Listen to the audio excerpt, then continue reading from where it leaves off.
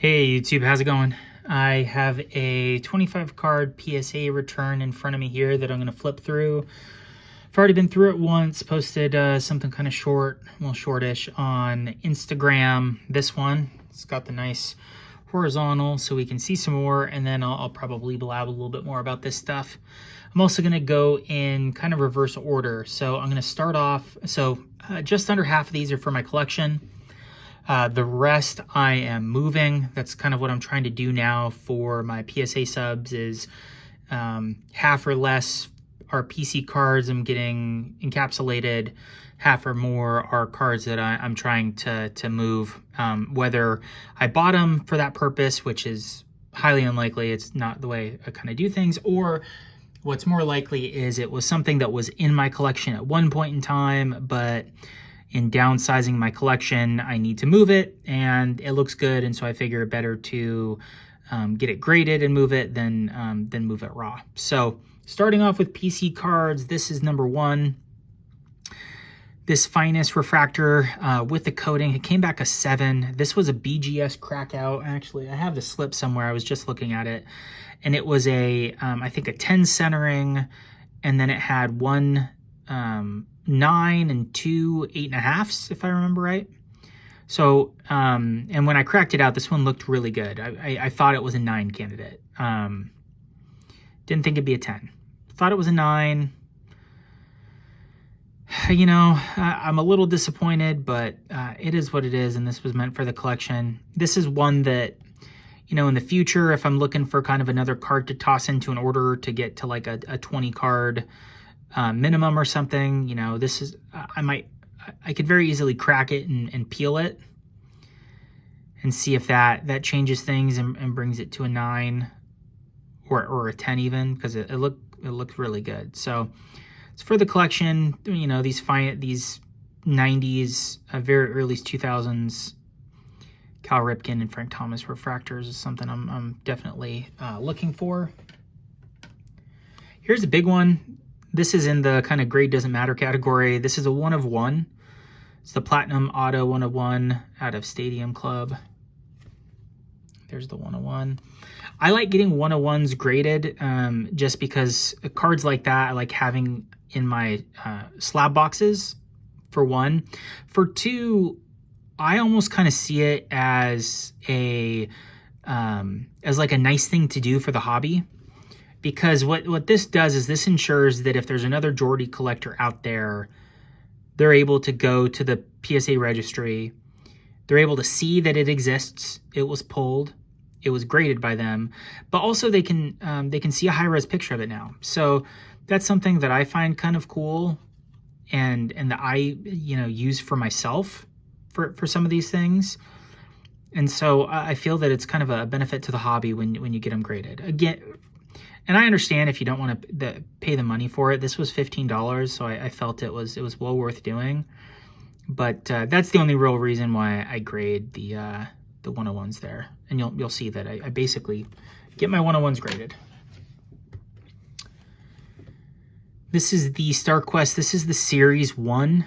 This is the 4-star Superstar domain, which is the most rare of that Series 1. You know, this isn't the popular series of the Star Quests. It's probably the 3rd most popular. The golds and the home runs, and then this one, I would imagine. But solid grade for a 25-year-old card. Okay, now we're getting into some shiny. Select Gold Prism 2017 and a 9 for AJ Green. I'm working on his Gold Prism runs. So there's another one there, and I'm working on getting them graded. Again, it doesn't, for these, obviously, I'd like a 9 or a 10, but I'm even at the point where some of these 10s, I might move if I got another raw version or a 9, just because I would rather, I think, have the money to put back into my collection than the 10. So these 9s are just fine for me. Here's a 10 for the Clay Matthews. I bought this one because I thought it was a pretty good price. I love golds and, you know, big Packers fan. This I could very easily see myself moving sometime in the not too distant future if I need some funds to make a big move or something. Just because, you know, when I think about my PC pyramid, random Packers greats is pretty low down there, even in a gold prism. And so if I needed to move it to be able to have some money for some Jordies or something, I'd definitely do that. Speaking of Jordies, here's the E-Tops rookie. So these E-Tops, you know, came in basically a one-touch. Bought it in that one-touch for, I think it was only $10 or $15 or something. It's out of $6.99. You know, 15-year-old one-touch, you know, kind of like the factory one-touch, not the nice ones. Had the sticker on it and everything, so it'd never come out of there. But it was just kind of scraped up.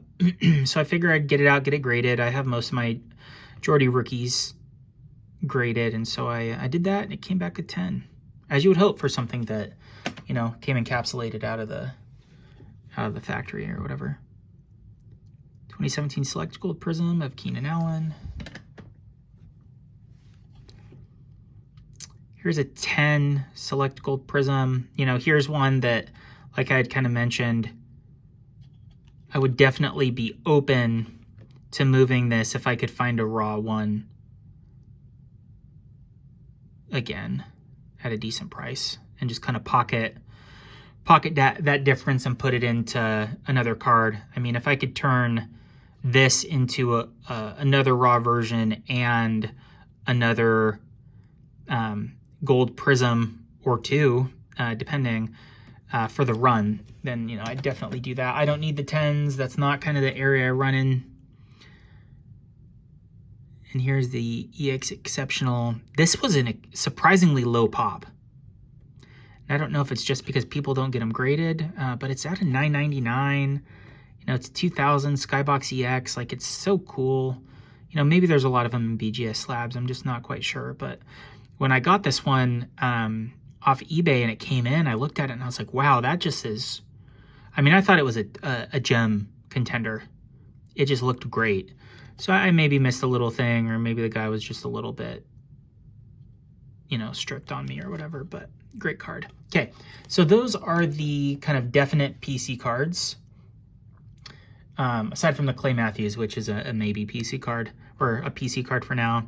So now we're getting into the cards that I'll be listing. Some of these are real bangers, but again, I just would like to put them into cards that are higher up in my PC pyramid. And a lot of these kind of Hall of Famers or Hall of Very Good position players, like Calvin Johnson, obviously Hall of Famer, they're just not high enough, you know. So Calvin Johnson, this is a pop 3. I don't know the pops on most of these. I looked, a lot of these were pops, you know, 1 to 5, and there were a few higher for the 8s and 9s. Camo Prism, this is out of 25. The Tiger, I don't think that's numbered. Yeah, Tiger's unnumbered. Out of 9, those are just great looking cards, but I don't need the rainbows. Speaking of, you know, Hall of Very Good, if not Hall of Fame. Great looking 9 out of 04 Bowman Chrome. So these are out of 50. Here's another one out of that same set, Anquan Bolden, probably Hall of Very Good, also in a 9.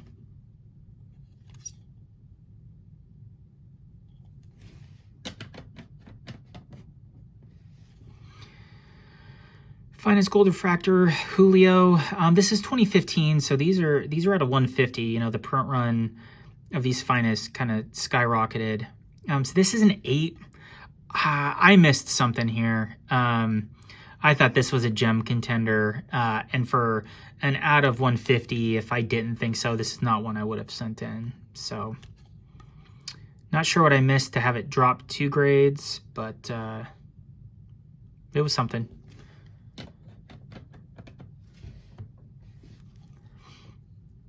Honeycomb, this is also a number. This is out of 21 Mosaic.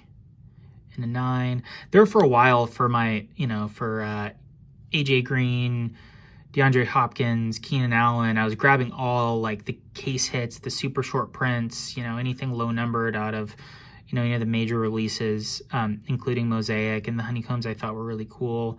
But I just don't have the room in my collection for them.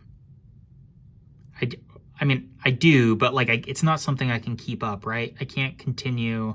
I found that I can't continue to, both for space purposes and financial purposes, like for as wide as my collection is, I can't also go deep on all these guys. So some of these, it's best to just kind of move and put that money back into players higher up in the hierarchy. Keenan Allen, this is one that I was kind of wavering on since it is Prism and it is a Prism Gold, but it's not in the base set. You know, it's the Brilliance. So the fact that it was the Brilliance, the fact that it's a Gem Mint 10, I figure moving this is better. I could take the funds and put it into another card. And then again, if I circle back on this in a raw version, I circle back on it. But I'd much rather turn this into a couple other Keenan Allen cards for the collection. So that's the goal there. Half dozen or so more cards left here. Antonio Gates in an 8. This is one that I thought was kind of a 8.59. Just, you know, personal opinion from, you know, having a couple hundred cards graded. But apparently I was a little off. Allergies are acting up or something. Genesis, this is a pretty big card. At least as far as I'm concerned. I mean, case hit, super cool looking, Gem 10. I do really like the Genesis. Orange Fluorescent in a 10. These are out of 17, no, 25. 10 out of 25 though, so jersey number, you know.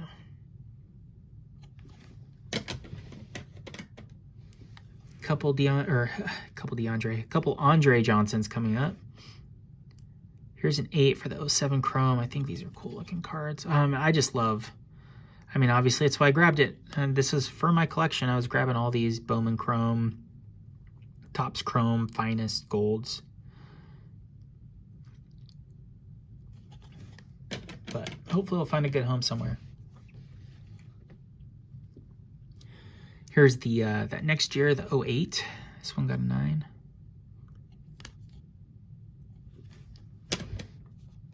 Two more cards here. Here's the DeAndre Hopkins, the white prism in a 10. At a 35. And finally here, Hall of Very Good, Fantasy Stud, league leading receiver for a while, 2014 Select Gold Prism in a 10. Just a super cool looking card. That's it. Those are the 25 cards. Kind of keep an eye out on Instagram if you're interested in any of these, or, you know, make a comment. You know, gonna try and get some money to put back in the PC and hopefully send these to a good home. So appreciate you watching. I'll probably be doing a mail day here in the next couple weeks. Not a whole lot's come in, but I have a little short stack there. So until next time, enjoy the hobby, and I'll talk to you later.